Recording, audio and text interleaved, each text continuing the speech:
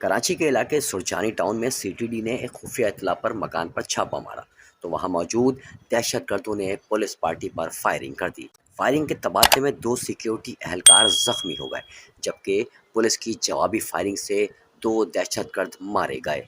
CTD हुक्काम का कहना है कि खुदकश हमलावर की इत्तला पर छापा मारा गया। दहशतगर्दों के ठिकाने से एक खातून और एक बच्ची भी मिली है, जिन्हें तहवील में ले लिया गया है।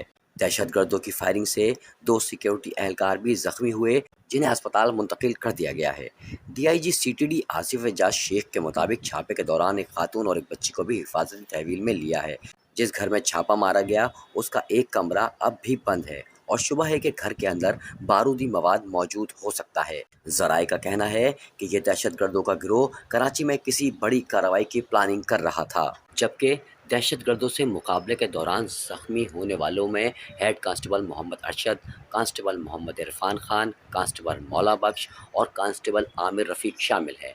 इनमें दो पुलिस एहलकारों की हालत तशवीशनाक बताई जाती है। अगर आपने हमारा चैनल सब्सक्राइब नहीं किया है तो हमारा चैनल सब्सक्राइब करें, साथ ही बेल आइकन भी दबाएं ताकि नई आने वाली वीडियोस आप तक पहुंच सकें।